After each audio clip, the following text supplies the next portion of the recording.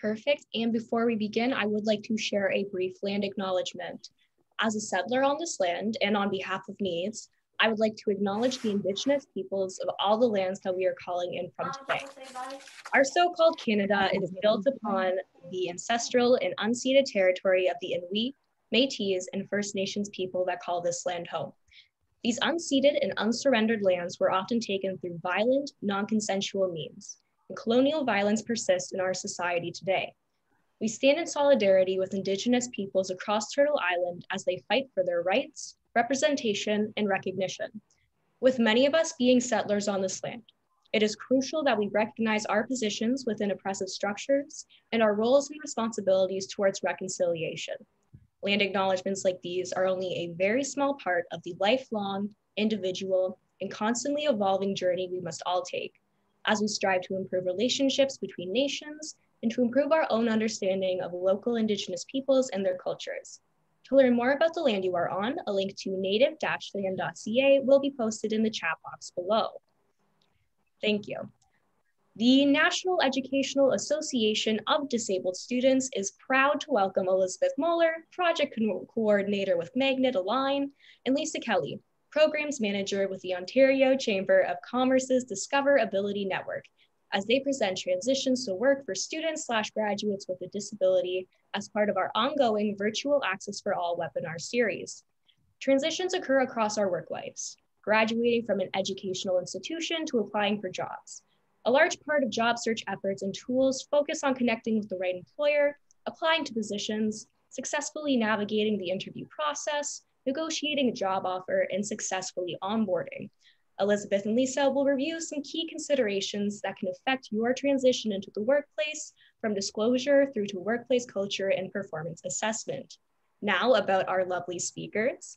Elizabeth Moeller graduated in 2012 from the Master's Program in Health and Rehab Sciences, Occupational Sciences from Western University. After graduating, she worked for NEEDS as a research consultant, developing resources for students with disabilities, transitioning from post-secondary to employment. In 2016, Elizabeth began work as a community engagement lead at Balance for Blind Adults for 3 years, and is now at Ryerson Magnet as their inclusive hiring project coordinator. In addition to her full-time work, Elizabeth sits on the Education Standards Committee for the Ontario government, where she advises and deliberates on educational policies pertaining to students with disabilities. She provides recommendations around how to make Ontario's post-secondary sector more inclusive for students with disabilities. In the fall of 2020, Elizabeth started her doctoral work at Western University in the School of Occupational Sciences, cross-appointed in Disability Studies. Elizabeth's doctoral research will explore the impact that access to direct funding has on the occupational performance and engagement of people with disabilities who receive funding from the Ontario Direct Funding Program to self-manage their attendance services. Elizabeth is also an experienced presenter, keynote speaker, lecturer, and published writer. Lisa Kelly is a program manager with the Ontario Chamber of Commerce and oversees training to businesses, community partners, and job seekers with a disability for the Discover Ability program. She works with employers who understand the need to benefit from inclusion by seeking unique perspectives, removing barriers for customers and employees, and embracing inclusive strategies to benefit their businesses. Lisa has spent a large portion of her career engaging the business, governmental, and not-for-profit sectors in the design and delivery of learning programs. She has experiential knowledge of disability, having worked in the field of employment and disability, and facilitating and training individuals and businesses on employment and disability for the last 7 years. She has had an invisible disability for over 40 years. Lisa teaches at Humber College and has worked with Canadian businesses Sensibility, Ontario Disability Network, and Rehabilitation Network Canada. Lisa holds a Bachelor of Arts from McMaster University, a Career and Work Counselor Diploma from George Brown College, and a Registered Rehabilitation Professional Certification from VRA Canada. She is also a Certified Life Skills Coach. I will now hand it over to Lisa and Elizabeth. Thank you very much. Aren't those the worst when we have to talk about ourselves. Elizabeth, do you agree or concur with me on that? They can certainly be difficult. Absolutely. Thank you very much for sitting through that. Hopefully the rest of the presentation will give you a lot of information that you find a bit more useful than learning about my background. Though I do love hearing about Elizabeth because she's one of the most accomplished people that I have the pleasure of co-training with. So today we're going to be talking about transitions to work. We're going to try to do this in about 50 minutes. I would encourage you to ask questions as we go through. Elizabeth and I will pause and we will ask people if they have any questions. If you do, you could put that into the chat and Carly could read it to us. Or if you choose to unmute, we'd be happy to have you do that. If you do unmute, if you could add your name and perhaps even the school you're with, if you're comfortable with that, that's fine. Otherwise, it could be anonymous. Elizabeth, anything to add before we get into the meat of the presentation? No, I would just say, feel free, like Lisa said, to ask questions throughout, and we'll have a bit of time at the end as well. If you'd like to hold your questions, it's completely up to you. Yeah. So transitions, you've met Elizabeth and I. We actually co-train on a lot together and co-deliver presentations a lot. We both bring to the table a background in disability in different dimensions. We both have different disabilities. So we'll try to offer you perspectives that address those differences as well. Okay, I am going to start because I always try to encourage everybody here to sign up on the Discoverability Network. It's a free job matching tool. It's the program that I work on. It's a job board or a job matching platform for people with a disability to connect with employers who are looking to hire people with disabilities. So the businesses on our system understand and appreciate the fact that somebody has a disability because they believe that people with disabilities bring unique perspectives and skills that can add value to the business. It's free for everybody that uses it. So we'd very much love to have you join us. You can reach out to us. I'll share this deck, and at the back end will be some people that you can reach out to if you ever need some specific support on how to create an account on the system. Sign up as a job seeker. Elizabeth, do you want to talk a little bit about Align, my second favorite program for people with disabilities? Absolutely. So Align is great if you have resume gaps or if perhaps you don't have as much experience because you spent longer in school like I did, or perhaps just due to your disability, you haven't been able to garner that work experience. So Align is actually an assessment that you can take as a job seeker, and you're matched to roles based on your personality fit. So you take the assessment, and at the end, you get a really nice report. It tells you about yourself, your qualities, your strengths, what makes you unique, what traits make you unique. But also in our system, you're invited to roles based on your personality and attributes that employers have actually identified as being really key to roles. So it's another way to apply for jobs, not relying on just the traditional resume. Yeah, and as we go through to the second slide, I particularly like Elizabeth to talk about this piece because I think as we transition, I think it's really important that you understand all your skills and abilities. So a lot of people, when they move from the school, from the educational sector into the employment sector, they concentrate on what schooling, what degree you have, or possibly what work experience you've had. And some of us have had work experience that's wildly divergent from our educational qualifications. So one of the things we can do is really talk about our skills. And I like Align personally because as an employment counselor, I found it a really helpful tool for people to hone down onto the things that the outstanding qualities about themselves that employers are looking for, and that you can use when you're talking about employers about working somewhere or what makes you unique. Elizabeth, we've got a Wordle up on the screen. Do you want to just quickly mention what that's about? So up here we've got like a Wordle or word cloud. And so what we have is an example of your true colors and order. So this is a really nice pictorial way to show you your qualities and strengths. So for people that aren't necessarily really good readers or people that don't like words, I like this because it also gives you a picture of who you are. You can actually see who you are.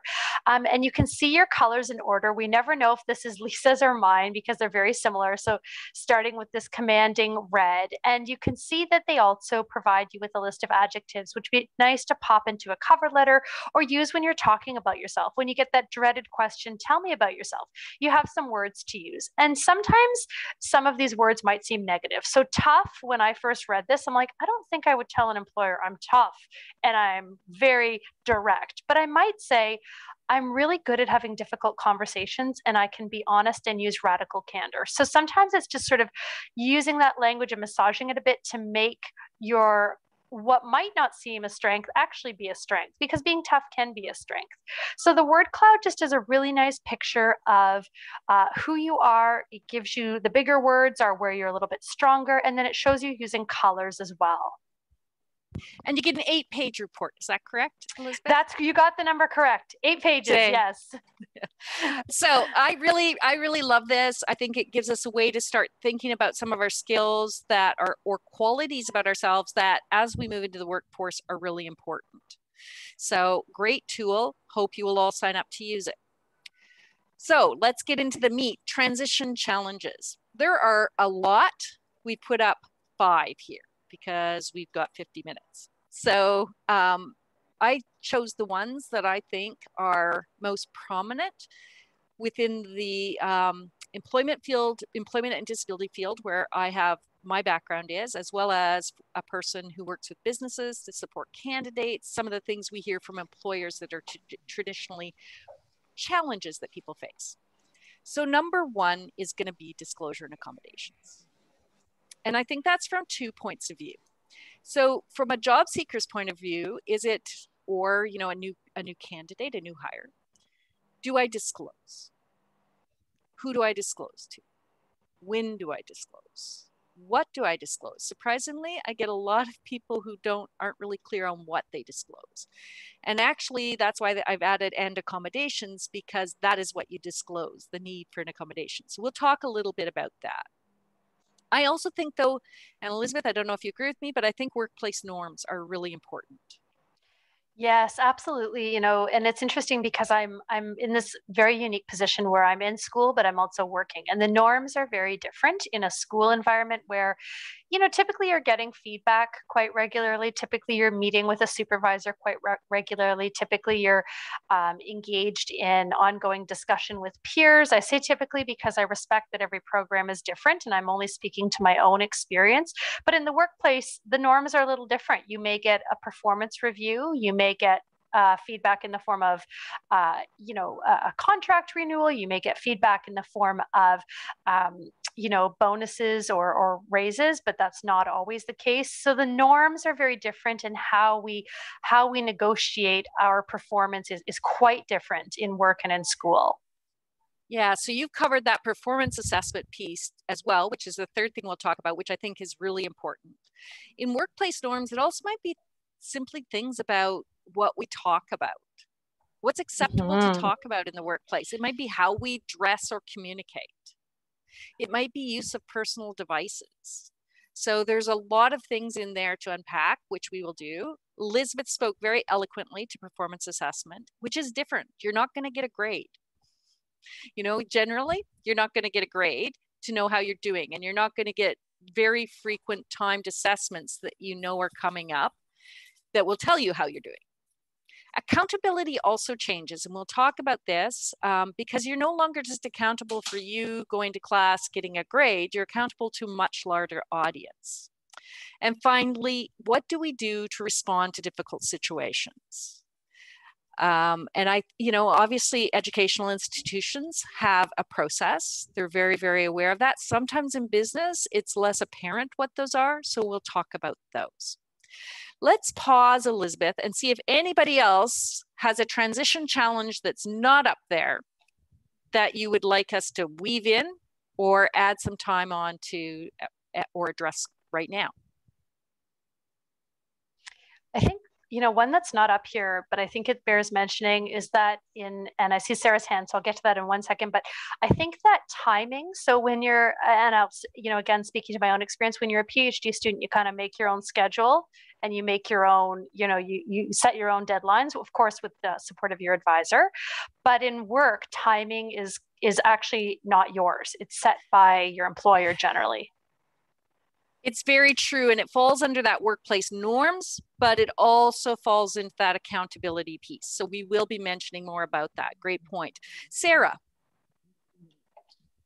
Hi, so it does kind of fall into what you were saying. However, I was going to say, even the difference between having like a clinical placement and school accommodations, the transition there is a bit difficult within a program, so going to the workplace even more so. Yes. Yeah, and the accommodations that we got at, say, even high school probably look different than when we went into a post-secondary situation. They may change between different institutions, and then they are definitely going to change when we come to work. So we'll talk about that, but a really clear example of that, Sarah, that comes to my mind is I was working with a young person who was in the legal field. The accommodation at university was a recording pen. That is not allowed in the workplace or even during a placement because you can't record private conversations with a client. So the accommodations had to change because we had competing rights, and we have to address that so that we're not crossing legal boundaries. So we'll talk about some of those things because that's pretty common, I think. So understanding what our accommodations are needed and how creative we can get about those can be part of the challenge of transitions. Okay, so let's start right off the bat. What is disclosure? Elizabeth, do you want to give me your definition? Sure. Then I'll add anything that I think we've missed. Is really about explaining your disability and what modifications or changes you need to do your work. So it is not sharing a medical diagnosis or medical details. It's not sharing personal information. It's just talking about what you're going to need to do that work. And we've simplified this a lot. I haven't taken a legal definition because I think we see enough legalese out there in the world. And I like to break this down into clear and simple English. So everybody, has a very clear understanding of the parameters. First of all, your choice. Okay. So if you want to explain that you need changes in the workplace, you need to, first of all, attach that to a disability. Because if you go in and you just say, I'd really like a new desk, nobody is going to give you that new desk just because you want one. So we do have to attach it to the idea that I have a disability, because that's a legally protected right. Okay, so, but you're not going to talk about the diagnosis, treatment details. You're just simply going to say, I have a disability and I require this change or this modification. Sometimes we might not need a change or modification. Should you still disclose? Elizabeth, what do you think? I think that it depends. If you don't need a change or modification, it can be helpful because your situation can change or the work can change and you might down the line. However, it's important to think about to whom you're disclosing and again, the relevance of why you're disclosing. Exactly. So it's up to you again. So for some people, because they believe their disability is a very integral part of themselves, they choose to disclose, and that's perfectly acceptable. Some people, they may have what other outsiders call a disability, but they choose not to disclose. That's also okay. So we're not advocating one way or another. We're just giving you the ins and outs of it, okay? Now, if you do disclose, that information should be kept confidential, and you have the right to ask how that information is going to be protected and who it's going to be shared with. But again, let's stress this. This is so that you can get changes or modifications so that you can do the job. You might do the job differently, but that's why the primary reason why people disclose. Now, I'm going to throw this out if you want to put things into the chat. Everyone worries about disclosure. I got to tell you this, employers worry about disclosure. People with disabilities worry about disclosure. Employment counselors and accessibility centers personnel worry about disclosure. Does anybody have any thoughts about why that might be, or want to share their own concerns about it? I certainly think that one worry can be not knowing whether your disclosure is going to impact whether you get that job. So depending on timing. So for example, if I was to go to an interview, I couldn't do an assessment without a computer with assistive screen reading technology. So I would need to disclose that. But the concern on the flip side is if I disclose that, would I get a phone call an hour later to say, oh, I'm so sorry, that position's actually been filled. And, you know, there's no way for me to prove that it has or hasn't. So it is really a little bit of it's actually a lot of a complicated issue because you're constantly weighing a lot of risks and benefits. And Sarah, jobs being rescinded based on assumptions around accommodations. Good one. Good one. So yes, there can be. You know, let's be real. There can be a number of reasons for people not receiving jobs for other dimensions of diversity as well. You know, gender identity, you know, whether you're part of a racialized group, it could be religion, you know, there's a whole bunch of reasons, okay, for, you know, protected groups and the worry that if I disclose or once somebody sees my difference, they're not going to hire me. So that is valid. But I will tell you that from an employee's perspective, as well as the employer's perspective, everybody feels like it's a minefield. And I don't think it needs to be nearly as much. I do think how we disclose can affect outcomes. Okay, so we're going to give you some ways of disclosing that have worked for us personally, but also have worked with some of the clients that we've supported or people that we've worked with over time. It's still up to you. And I'm not advocating that you go out there and disclose to everybody all the time. You have to weigh those factors because, yeah, sometimes. On the other hand, if you need a change that can make you more productive and make you really great at your job, not having that means you're just going to be okay at your job. And sometimes people get let go because they're just okay. So we want to give ourselves the chance to excel. And if we need an accommodation to do that, that's important to ask for that. Okay. Let's talk about when, what, and how. Okay. So first of all, your choice. Again, always going to come back to that. I am going to tell you that if you disclose, know your skills and abilities, including how you adapt. And by that, we might need what accommodations you need. Okay. So there's a lot of disabilities. So Elizabeth, you're pretty clear, right, on your accommodations? Absolutely. So if it was me, I might say something like, I'm going to require a computer with assistive technology, screen reading software, and a braille display. Another accommodation that I'll require is if I'm going to be working in a physical building, and I actually just set this one up this morning for a teaching assistant position, I'm going to need to be coming into the building a little bit earlier than the start of class with a CNIB representative to learn my way around and orient. And it's important to use language that people understand. So rather than saying, I'm going to need an orientation and mobility lesson to the building, people generally outside of the field don't know what that is.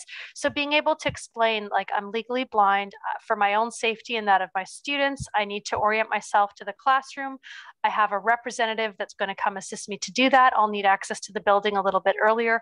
What could that look like? When can we do that? How can we set that up in a way that's going to work for everyone? So it's also important we're asking from accommodations to understand that not everybody uses the language that maybe is kind of in the field, so to speak.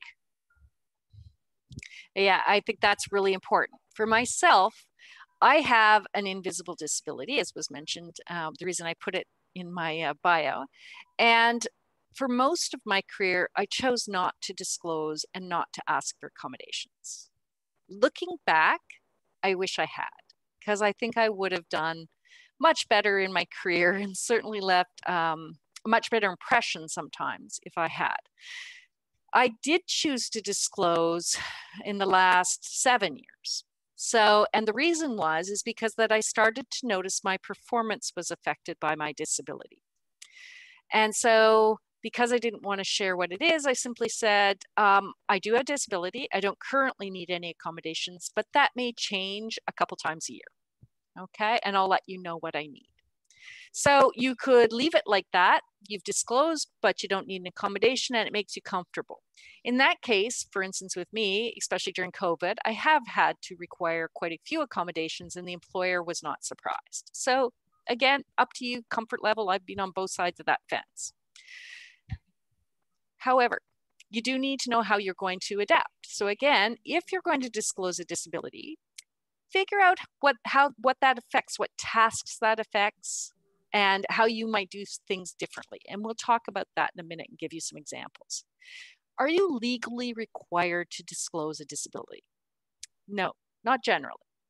But if it relates to doing your job properly, the primary parts of your job, or to your health and safety, or anybody in the company's health and safety, then yes, you do need to legally disclose. And if your disability gets worse, Elizabeth, what should you say to your employer? That might be a conversation around changes to accommodations. Again, not going into details, but just really being concrete with some examples. So maybe if your vision's changing, I can't use the magnification software anymore that was provided, I'm going to need a screen reader, and looking at what that might look like. But again, really focusing on the job. And I always think of accommodations as an ongoing conversation. It isn't something that's static because our jobs change, disability changes. We've seen through the pandemic, our world changes, technology changes. So I always like to visit it in my performance reviews. Do you have what you're needing to be successful in the job? If not, let's get that back in place. Now, this is a 4-step, doesn't have to work with you. You can move the steps around, but it basically would cover everything that you need when you're disclosing a disability. You need to state that you have a disability and require a change, or might require a change. Share how it's impacting your work and the possible consequences if you don't get it. And then negotiate. Now, this number 3 is not a threat, okay? Don't position it as a threat. We always want to be positive when we're disclosing. And then you negotiate an accommodation, because the reality is you are legally entitled to an accommodation, but not a preferred accommodation. So not your solo choice. You negotiate that with your employer. Ashton, you have a question? Yes, Ashton speaking. I find it difficult when disclosing, because even though you're not required to disclose, but when you disclose and require a certain accommodation, it becomes, well, why can't you do this? Why can't you do that?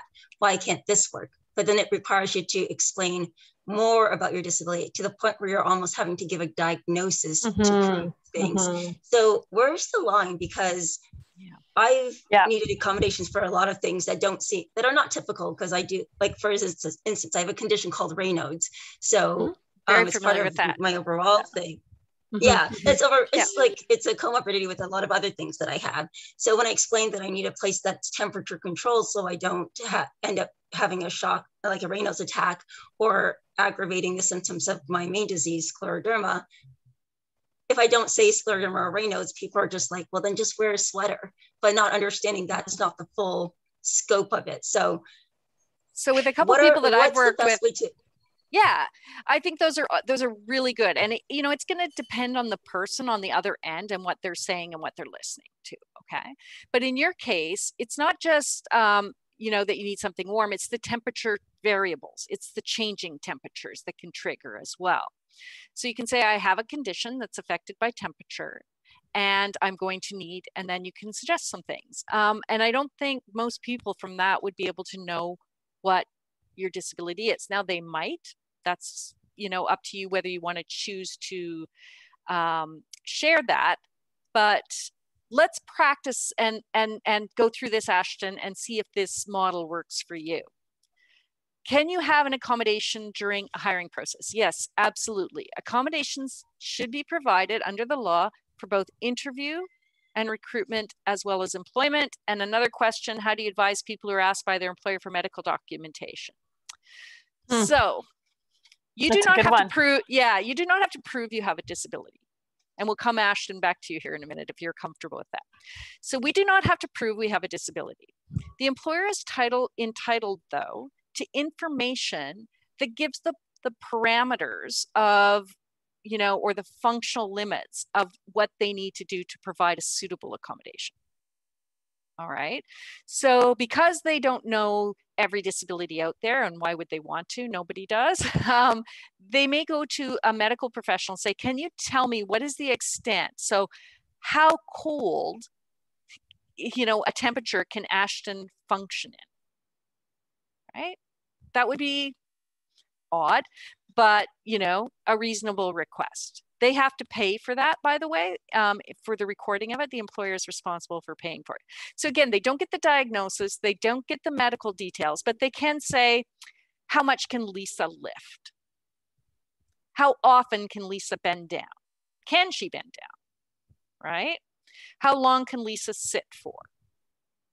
So they do get to, you know, if they're not sure and they think it's going to affect your health and safety, they can ask for that documentation. But otherwise, you know, it's not like a piece of paper that says, yes, she has a disability, here's what it is, we're treating her this way. So let's look at this disclosing a disability and see if we can figure out the Raynaud's piece. Okay, disclosure for a person with back pain, and then we'll try the Raynaud's. So I have a disability and I require an accommodation. This person has not said that they have back pain. Okay, they just said, I have a disability, I require an accommodation. So Ashton, I think you could say that. I have a disability, I require an accommodation. Now, how does it affect the work, right? So if we go back to that slide, how is it impacting your work? Well, after a few hours at my workstation, I'm experiencing a lot of pain and I'm not as productive. All right, now here's the negative consequences. I want to avoid taking time off regularly to go see my chiropractor, or, you know, and I do not want to make my condition worse because then I'd have to take time off. It's not a threat. It's just, here's the logical consequence if I don't get the accommodation. And now some suggestions. I think an ergonomic assessment might help identify changes so that I can get back to full productivity. So the solution here is so you can be a great worker. Add that. I'm open to any suggestions you may have as well. So that's a back pain one. Let's try it with Raynaud's. For those of you that aren't familiar, Raynaud's is low blood flow to the extremities. It's often affected by the cold or stress. And once the extremities get an injury, say a paper cut, it's very hard for it to heal and it can get infected. Okay, so it's significant, more commonly found in women, severely in women, but can affect both males and females. It can be very painful. So you might have to soak your hands for a while in water. You might have to take medication that opens up your blood vessels. Okay. In this case, we don't need to go into all that detail because the employer is not going to be the one doing that. So I have a disability and I require an accommodations. Okay. I am affected by temperature extremes and temperature changes. And when that happens, I'm not able to use my hands as well as I could, and it may result in me having to take some time off work while I'm getting this treated. Okay, I think the ability to, and then whatever it is, Ashton, what are some of the accommodations you're looking for? Do you mind sharing those?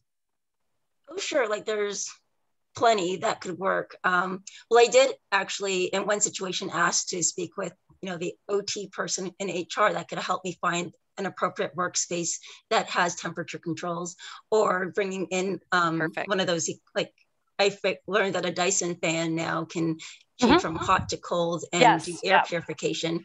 So there's things that I asked for that we can explore, but again, I've been denied those things, or the cost becomes like, well, is that reasonable when it comes to the cost of those things? So, yeah. And I did want to point out one other thing too, because I think it can happen. It certainly happened to me where, you know, you'll express that you need an accommodation, or an accommodation will be proposed and the comment will be, well, we had someone else that worked here with vision loss and this is what we did. And so I always try to respond by saying, you know, accessibility isn't a one size fits all approach. It's really looking at an individual's needs and abilities, and what is accessible for one person isn't going to be for another. So I love that.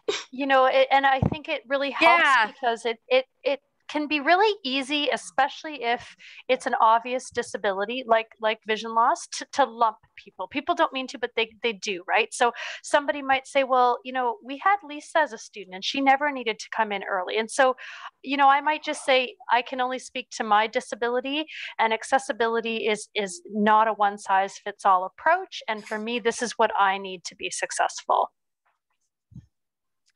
Yeah, I love that too. And again, I think it's all how you ask it.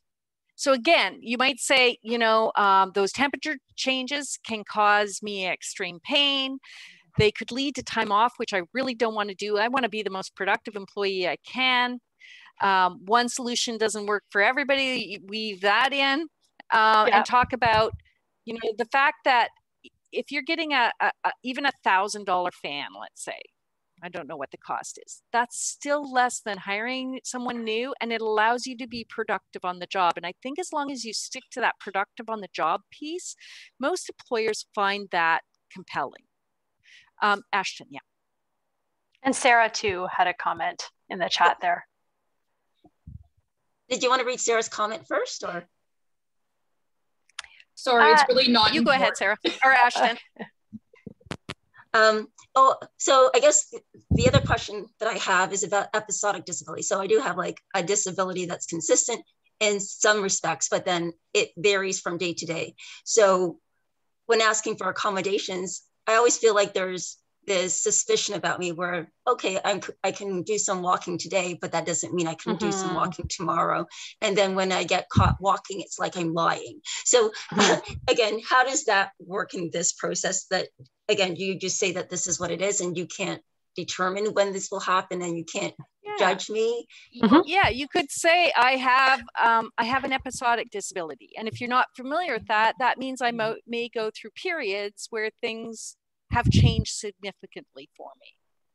And then it may go back. I too, Ashton, have an episodic disability. And for my employer, I was able to say, hey, maybe 3 times a year, I might need a couple of days off. And this year, as Elizabeth will attest, because she stepped up, I think it's been more like 3 weeks off so far. And that's okay. That's just what it is. And if you're doing a good job, I think the employer is more likely, hopefully, to be open to that. So yeah, you don't have to be able to predict. We're in the middle of a pandemic right now. I mean, my gosh, I think a lot of people have had some unexpected changes in their life that a lot of people wouldn't be the usual pattern. But also this happens with family and personal leave, for religious reasons, so there's a lot of reasons why people get accommodations. A fan isn't particularly a huge one. And, again, go back to that ergonomic assessment that they might be able to help you figure out, what will work for you and what the employer is open to. You have the right to go back and revisit. So Elizabeth said earlier that this is a conversation. It's an ongoing conversation. So we had the question is, what if you ask the doctor for the parameters and the information came back and the employer says it's not enough? They have to kind of tell you why it's not enough. I mean, they can ask the doctor more, but, in my experience, most medical professionals have a pretty good idea and understanding about functional limits. But if they didn't get enough the first time, they can, it can be a conversation going back and forth. Some companies even bring in an accessibility specialist along the way, which I think is a really good practice. So it can be a conversation that's everybody's. I think if we all go into it with good intentions, which is, I want to do the job, you want me to do the job well, the medical professional wants me to, do the job well and safely, it can be a productive conversation. It can be difficult at times. I mean, I asked for a private office 2 weeks after starting at my company at the OCC. They had given me a private office when I joined. It worked well. I've never worked in an open concept. They moved me to an open concept desk and my world fell apart. And I just had to go back to my boss after a week and said, I can't do this. I can't work at this desk. I need a private office. And he said, no, we don't have enough. You're not that senior. Tell me what the problem is, which was a really excellent way of addressing it, because it forces me to focus on, the problem isn't that I don't have a private office. The problem is it's too noisy and distracting for me, which upsets me. So he goes, oh, that I can help you with. We're going to get you some noise canceling headsets. And it worked. It worked most of the time. Not always. So we went back to him and said, okay, yeah, generally great. And he said, let's move you to a quieter area. And you had suggested that, Ashton, too, right? A better place in the office. So we did that. Still wasn't perfect. So then the fourth thing we talked about was, okay, book off a private office when you need it. Okay, and he trusted me. And I said, okay. And then everybody noticed me in the company starting booking off private offices. So everybody else started doing it. We had this big company meeting, but I didn't want to disclose, and it was very uncomfortable. Why does Lisa get to do it, not other people? And so finally my boss said, just work from home on those days. So you can see it was this escalating series of conversations. I think he respects me, wanted me to stay at the company. I respected him and trusted him, and we came up with something that worked. So rarely is an accommodation going to work the first time you do something. I've seen companies that have put assistive technology in place, and then they realize the user is using a Mac, not a PC, and they don't have support technicians for it. So then they have to send somebody off for a training course on using assistive technology on a different computer. That's okay, that's fixable. It's just to go into it with this open mind. Elizabeth, anything else you want to add to this? Yeah, and I think the thing about accommodations is sometimes you're not going to know, like Lisa said, till you get into the office, what you're going to need. So when I started at my office, we were not hoteling. But when I was in the job for a couple of months, they started to do hoteling, which means that nobody has a desk. People just sort of go in and rent a desk for the day. Very disorienting for someone that can't see. You don't know where you're going to sit. You don't know who's sitting where. So the accommodation was that I had a spot that was always my spot. So that one was not taken up by anybody else.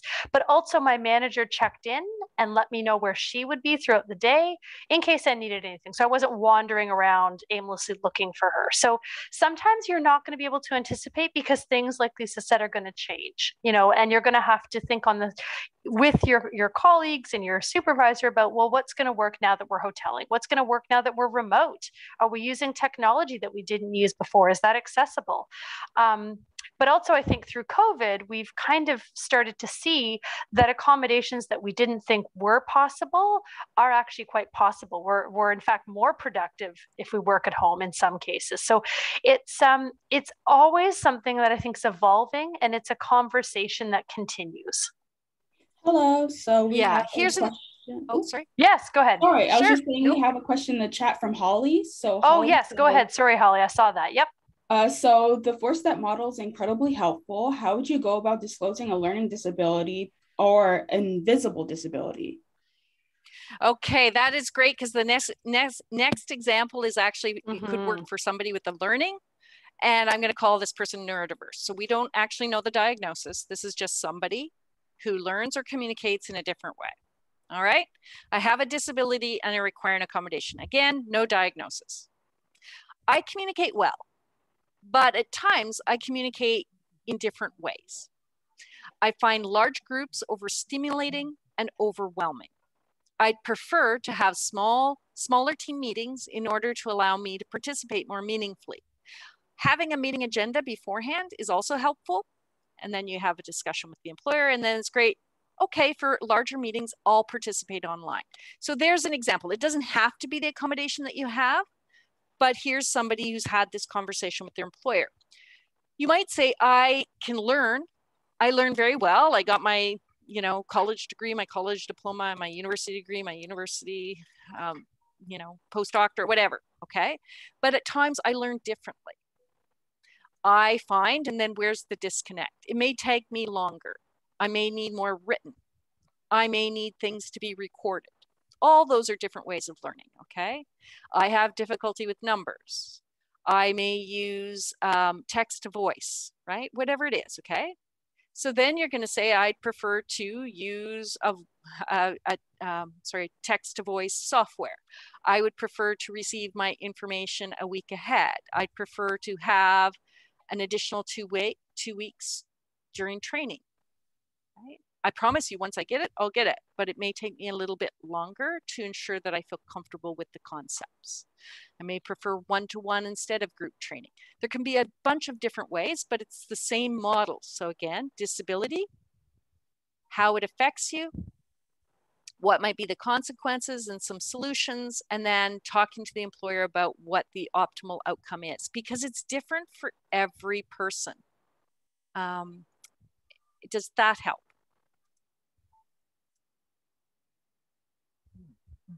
Oh, and yes. Thank you, Holly, awesome. for sharing that. That's helpful. Great. So try it, guys. Write it out. So one of the things Elizabeth and I say is practice disclosing, because we tend to feel bad or we've had negative reactions in the past. So we're very nervous. So just practice it until it becomes, hey, this is just part of who I am. It's like telling you that I'm allergic to peanuts. Can we not have anybody have peanuts in here? And that is an accommodation, by the way. It's a great example of one that doesn't cost any money, but is in many workplaces instituted. So speaking of accommodations, they're not extras. They enhance productivity. And accommodations. Yeah. Yep. Oh, yeah. And I think accommodations too are things that we don't often think of, right? So I often use this example that lights are an accommodation. I don't need lights, but Lisa would if we were in the office. Flexi time, remote work. Those are all examples of accommodations that don't cost anything and don't really have anything to do with disability. Yeah. So how do you know what you need? Well, think about barriers and where there's a mismatch. And if you're not sure, think about timing, schedules, the physical environment, the workspace, technology that might help. And if you're not sure about that, talk to a disability organization, a consultant, somebody with a similar disability, or go to, and I love this resource, Searchable Online Accommodation Resource. The link is embedded in this deck and you can go look on it and they give you common accommodations. Accommodations can be about assumptions, communication, tools, work environment, and processes. So I'm going to leave that so we can get on to some of the other content that we have. Great discussions, and thank you all for participating. Okay, workplace norms are agreements about how we work together. So there's a couple things that you need to really consider. First of all, understand the workplace culture. So how do you do that? Well, you could go look at the mission, vision, value statements on their website. You could go look at pictures of, the workplace. You can sit once you get hired and be in and just listen and soak up and ask questions, okay? It's an ongoing, you're not going to learn the workplace culture in your first day. You could also ask that as one of the questions in the interview. Could you tell me about your workplace culture? All right. And Lisa, one of the things that I did when I started is I actually asked, could you tell me a little bit about the dress code? Especially if you can't see, you don't want to be overdressing, you don't want to be underdressing. And then, Absolutely. I was able to sort of ascertain, okay, this is how we dress. It's business casual. No, you're fine. But I think asking those questions is important, as well as take the time, if you're able and if you're comfortable, to sit and have lunch, to go to things after work, to really kind of get to know people and learn a little bit about, what are the expectations? Like, is it expected informally that you will come to the games night and pizza nights? Is it expected that you'll do lunch and learn, or is that optional? So just ask questions. Exactly. Now, a couple things that generally companies get a little sticky about. Time matters. So unlike university, you can't sleep in. Somebody's actually keeping track of it because they're paying. So you can't just say, oh, I was tired, just decided to skip work today. You can't miss meetings. Even if you have extreme anxiety, then dial in or talk to your manager about accommodations, okay? You can't take unscheduled days off. It's just not okay. And I know a lot of people think the employer doesn't notice. They do. If you have a pattern of every Friday afternoon or every Monday taking time off, they're going to put it together. Avoid office politics. Don't gossip about people. Your appearance, both your demeanor and your dress matter. You should dress to fit into that culture. Eventually, if you become a superstar, there's probably more leeway on that. But as an employment counselor, I do think that, you know, different companies, if they're always casual, you're going to want to be casual. If they're dressed up, you're going to want to step it up a bit. Less flexibility. So in university or college, we can switch classes or professors if we don't like them. We could change into a different department or program. You could be given an exception on when an exam's done. That happens less in the workplace. So you need to understand, you know, it doesn't really matter if you don't like your boss, that's your boss. So you have to figure out a way. They don't have to be best friends. And as long as it's not problematic, that, you know, that they're being abusive or something, you need to learn to work with a wide variety of people with different styles. And this is a really big one. So spend some time thinking about that and about how flexible you are. Generally, in most companies, there's no personal texting or phone calls. Again, if you were at school, nobody's checking that. They do. In fact, some people check keystrokes on your computer. They'll go back and visit what websites you visited during the day. They have the right to do that, and if it's a company phone as well. So just be aware that those workplace norms change. It changes dramatically. And these are just a few of the things in the workplace that might change. Okay. Oh, sorry, I'm going backwards. My slide deck. Okay, the next one is accountability. Okay. You are not only accountable to yourself in getting a good grade, and maybe if you got some financial assistance to the bank or parents or family or friends who've loaned you money, now you're accountable to your boss, and you're accountable to do the things your boss has asked you to do. You're accountable to your team, because often most companies work in some kind of team structure. And so you not doing your job now affects not only your boss and you, it's going to affect the people that are relying on you to do the part, you know, and get that completed. Your division, your clients, and your company as a whole.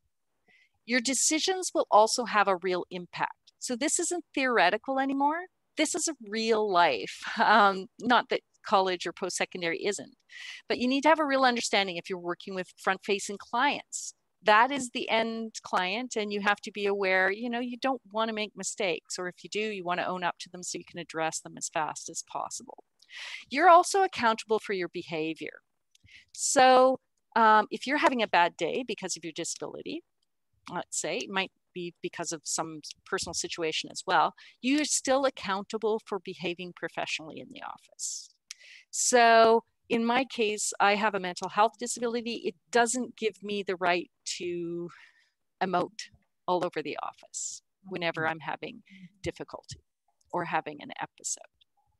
Attention to detail matters. So if you know your disability affects that, maybe you have a learning disability or you have low vision, or, you know, Elizabeth and I work together. She's great at catching my bad content. I'm pretty good at catching, hey, the font type just changed and there's a visual over top some type, because she's aware that she's not sighted, so she can't see that. So I can help with that. She can help me with the content. And that's part of really owning up to your difference, right? Just knowing what your difference is and how to account for it. Yeah, for sure. For sure. And you don't have to be amazing at everything. You just need to be able to have structures or processes in place that allow the finished product to be great. So Elizabeth and I co-train a lot, and that's where we both step in and help, right? Help each other. And you may have a team member that you could do that with, or somebody who's very good at editing that you could hand things off to. Promotions at school, you're going to go to the next you know, the next year, you're going, you know, you're great. That doesn't necessarily happen in businesses. Promotion and raises are not automatic. So don't assume that every year you're getting a raise. Don't assume that every year you're getting a promotion. That is rare. Most organizations are flatter in structure now. Learn the rules and norms by researching ahead of time, asking questions, reviewing onboarding materials. Listen, that is one of the best skills that anybody's ever, you know, that we all say we have and we don't actually usually practice as well as we could.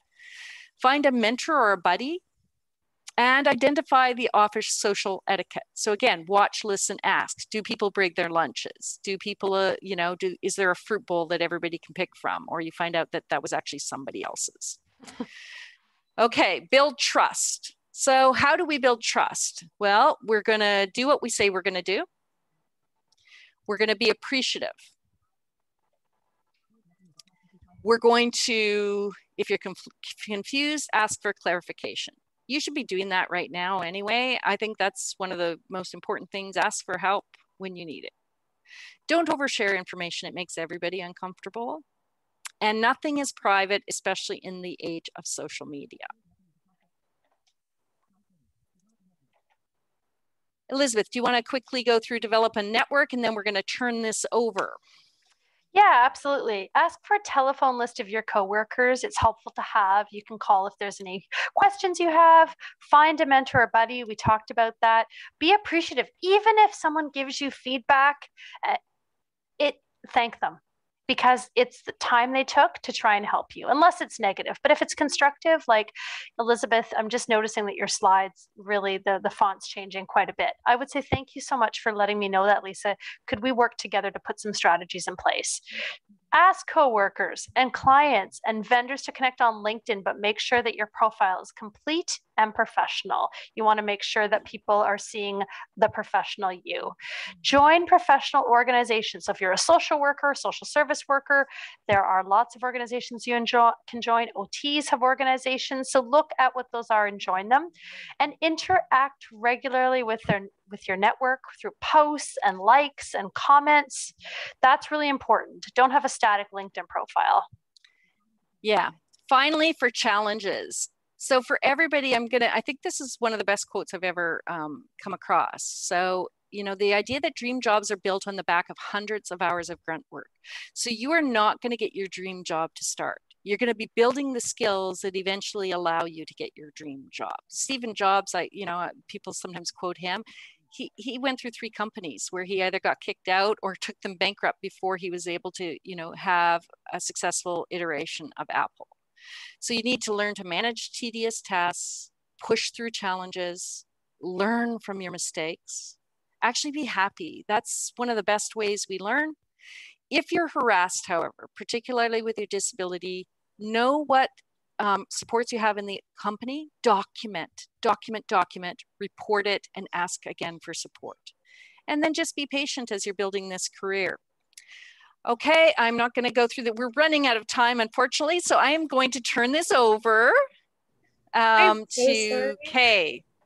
That's okay. No, that's great. We'll stay on a little bit after. So if people have questions that they want to address offline, and we will share out this deck. So thank you very much. Sorry, Kate, I'm just going to butt in real quick with some really quick needs promos. Before we all leave, I'd like to share a few quick needs updates. The Needs Access for All panel, hosted by Elizabeth Moeller, is this month, August 20th at 12 p.m. EST. We will be joined by student leaders across the country as they discuss the importance of student-led accessibility initiatives. A link to the media release and registration will be posted in the chat box below. As always, Needs wants to hear from you. We're looking for video submissions detailing your transition to post-secondary school. For more information, please contact Elizabeth, Janique, or myself. And finally, make sure to follow Needs on all of our social media to be the first to know about upcoming events, new projects, and more. Links to our platforms will be posted in the chat box below. And I will now hand it over to Kay Nasir with the Institute for Work and Health. Hi, everyone. Thank you so much, firstly, Elizabeth and Lisa, for a really engaging conversation, very interesting, as well as for giving me the time to speak today. So I'm going to make it very brief. As Carly mentioned, my name is Kay Nasir, and I'm a project coordinator at the Institute for Work and Health in Toronto. And I just want to take a few minutes to give you a brief overview of a research study that we are currently conducting at IWH right now, which is exploring a similar topic to what you've heard today. We're exploring how the future of work impacts the employment experiences, and specifically, the transitional experiences of young people who have lived experience with disability as they move from educational institutions to work, and often their first times in the workplace. The study is being led by Dr. Arif Jetta, who is a scientist at IWH and an associate professor at the Dalla Lana School of Public Health at the University of Toronto. So Dr. Jetta recently completed a research study which found that the world of work will undergo and is undergoing many transformations in the upcoming years by key social, political, technological, and environmental changes, which will bring about new challenges and opportunities for people with disabilities in the labor market. So for this current study, we'd like to better understand how we can support young people with disabilities as they enter the labor market amidst this changing landscape of work. The study has been funded by Accessibility Standards Canada, and NEEDS is one of our key community partners who has been supporting us on the project. So what we're doing in a nutshell for this study is through the use of a Delphi survey, which is a method of reaching a consensus on a topic by a panel of experts. We'll be asking young people with lived experience and disability and employment experts about the specific supports and accommodations that young people will potentially need in the future of work. This will be a two-part activity spaced six months apart, which can be completed online in an accessible format or by telephone. And the activity is available in both English and French. And the research takes an important direction in shaping social and public health policy that we hope will promote the inclusion of all young people within the future of work and to inform innovation and job accommodation and workplace supports. And finally, we would be very happy to hear about any comments or questions you may have about the project. And we'd like to extend an invitation to all guests here today, including those with lived experience, as well as experts working in the disability and employment sector, to share your insights through the study about how the future of work can be made more inclusive or share among your networks. We're also happy to share with you the report on the future of work that Dr. Jetta and his colleagues have recently completed. So we welcome you to contact either myself or Dr. Jetta, and I think our contact information will be shared in the chat feature. And I can always include that as well in here, or it's on the slide. Okay, there we go. So yeah, that's my little brief presentation in a nutshell, and we'd be happy to get your comments or insights in the future. Thank you so much. Awesome. Thank you so much for sharing that with us. And Frank, we're good to stop recording. Elizabeth, Lisa, thank you so much for such a great event. You're welcome. Guarantee anything, but I'd love to have a part 2.